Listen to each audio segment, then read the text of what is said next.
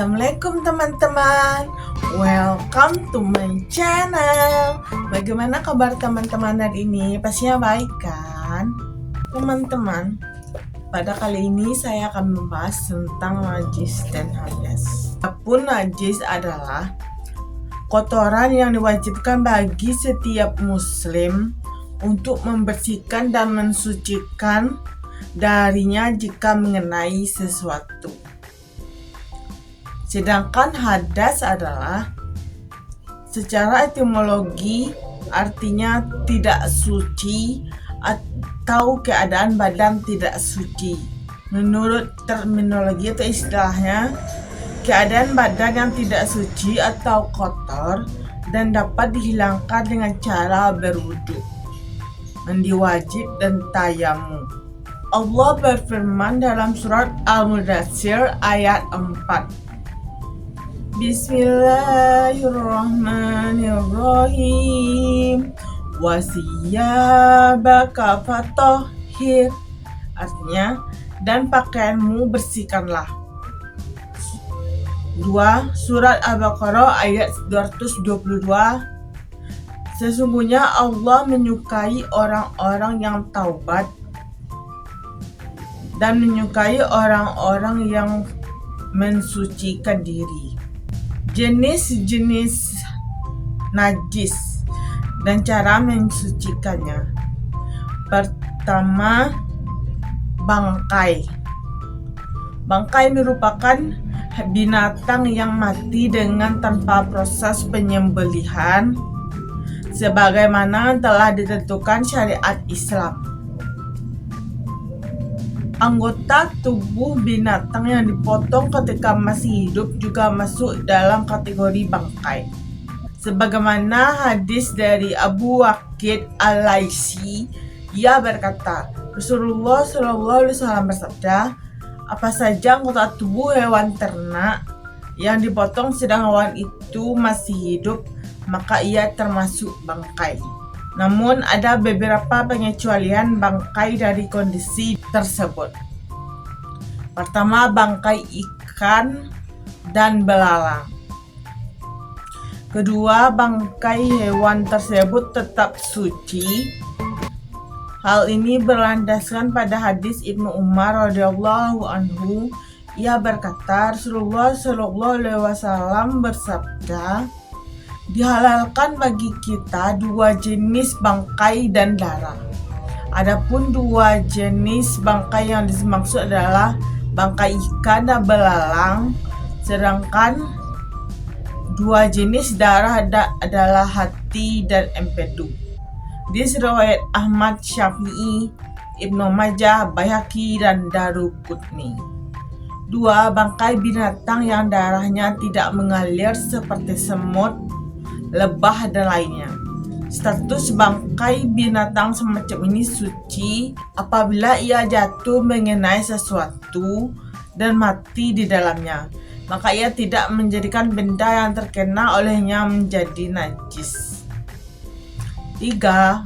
Tulang, tanduk, bulu, rambut, kuku, dan kulit bangkai serta benda-benda sejenis dengannya juga suci, serta benda-benda, sebab pada dasarnya semua benda sebagaimana telah disebutkan sebelumnya suci dan tidak terdapat satu dalil pun yang menyatakan kenajisannya. Kedua, darah.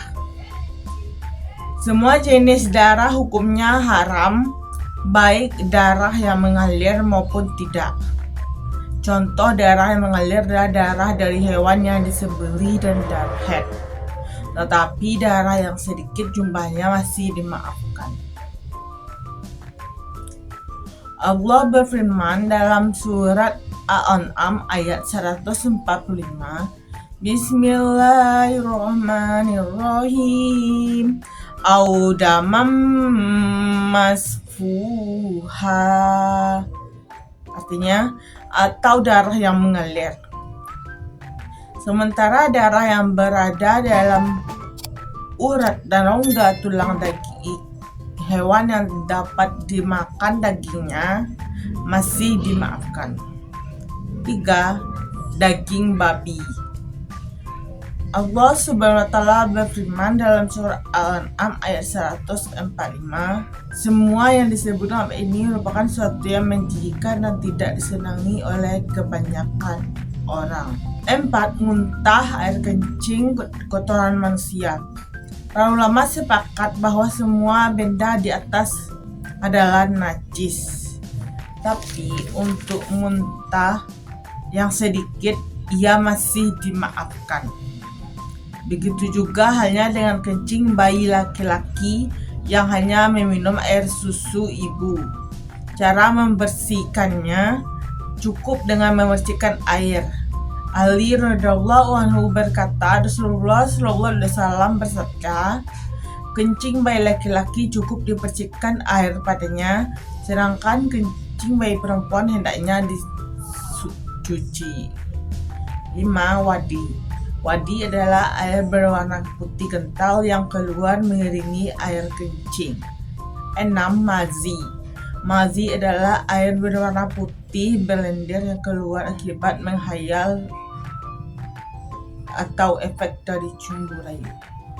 7. Sperma. Sebagian ulama berpendapat bahwa sperma adalah najis. 8. Kencing dan kotoran binatang yang tidak dimakan dagingnya. 9. Binatang jalalah. Terdapat beberapa hadis yang melarang menunggangi, memakan daging, dan meminum susu binatang semacam ini. Dari Ibnu Abbas radhiyallahu anhu, ia berkata, Rasulullah sallallahu alaihi wasallam melarang meminum air susu binatang jalalah. 10. Minuman keras. Mayoritas ulama sepakat bahwa minuman keras atau arak hukumnya adalah najis. 11. Anjing. Anjing hukumnya najis dan jika ada benda yang dijilatnya, maka benda tersebut harus dicuci sebanyak 7 kali dan yang pertama kalinya harus disertai dengan debu.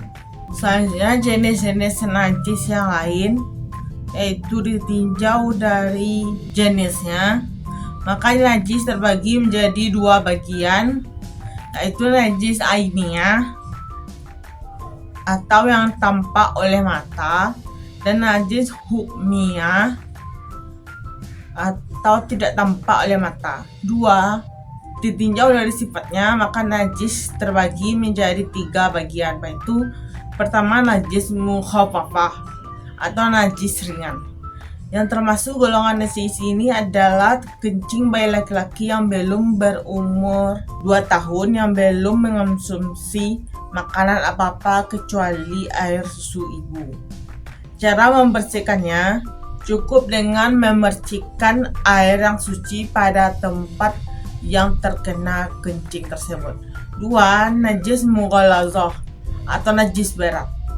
Yang termasuk golongan najis ini adalah anjing dan babi, jilatan, kotoran, dan bangkainya adalah najis mughalazah. Cara membersihkannya, membasuh najis tersebut dengan air sebanyak 7 kali. Salah satu dari basuhan itu sebaiknya campur dengan debu atau tanah yang suci. 3. Najis mutawasithah atau najis pertengahan. Yang termasuk golongan najis ini adalah selain kedua di atas. Jumlahnya ada 14 macam setiapnya. Pertama, setiap cairan yang memabukkan, minuman keras. 2. Air seni dari hewan atau manusia. 3. Mazi. 4. Wadi. 5. Tinja atau kotoran. 6. Cairan pada luka. 7. Nanah, baik kental maupun cair. 8. Darah. 9. Muntahan. 10. Bangkai hewan. 11.